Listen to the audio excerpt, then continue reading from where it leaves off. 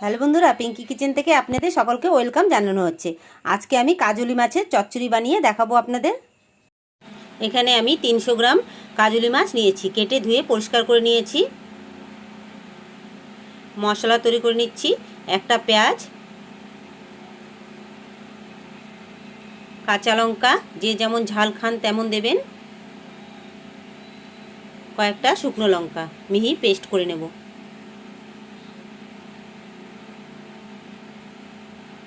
Paste করা হয়ে গেছে মশলা। পেঁয়াজ আর লঙ্কার পেস্টটা দিয়ে দিলাম মাছের মধ্যে। আন্দাজ মতো হলুদ গুঁড়ো,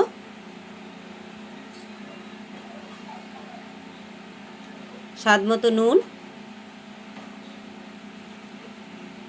কাঁচা সরষের তেল। হাত দিয়ে খুব ভালোভাবে মেখে নেব। এভাবে একবার কাজলি মাছ রান্না করে খেয়ে দেখবেন, খেতে কতটা ভালো লাগে। মাখা হয়ে গেছে, 20 মিনিটের জন্য ঢেকে রেখে দেব। এদিকে আমি কড়াইতে সরষের তেল গরম করে নিচ্ছি। তেলটা গরম হয়ে গেছে, ফোড়নে দিলাম কালো জিরে। কালো জিরা একটু ভেজে নিয়ে বেগুন দিয়ে দেব। বেগুনগুলোকে সরু লম্বা করে কেটে নিয়েছি। সাথে দিয়ে দেব একটা পেঁয়াজ আর একটা টমেটো। স্বাদ মতো নুনও দিয়ে দেব। সব উপকরণ খুব ভালোভাবে ভেজে নেব, একটু নরম হওয়া পর্যন্ত। নরম হয়ে গেছে একটু সব উপকরণ। মেখে রাখা মাছটা দিয়ে দিলাম। যে গামলাতে আমি মাছটা মেখেছিলাম সেই গামলাটা ধুয়ে একটু জল দিয়ে দেব। ছোটো মাছে বারবার জল দেওয়া যায় না, তা না হলে টেস্টটা নষ্ট হয়ে যায়। এখন ভালোভাবে মিলিয়ে নেব এবং 15 মিনিটের জন্য ঢাকা দিয়ে দেব এবং গ্যাসের আঁচটাকে লো ফ্লেমে রাখবো।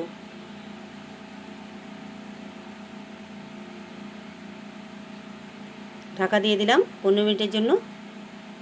ফিরে এলাম আবার 15 মিনিট পর। দেখুন জলটা অনেকটা টেনে গেছে, আর ঢাকা দেব না, আর একটু শুকিয়ে নেব। দেখে নেব নিচে দিয়ে লেগে উঠেছে কিনা। লাগেনি,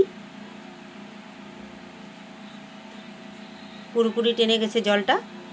এখন যে থালাতে আমি মাছটা ঢালবো সেই থালাতে ধনেপাতা ছড়িয়ে নিয়েছি, মাছটা ঢেলে নিয়েছি। ওপর দিয়ে আবার ধনেপাতা দিয়ে দিচ্ছি।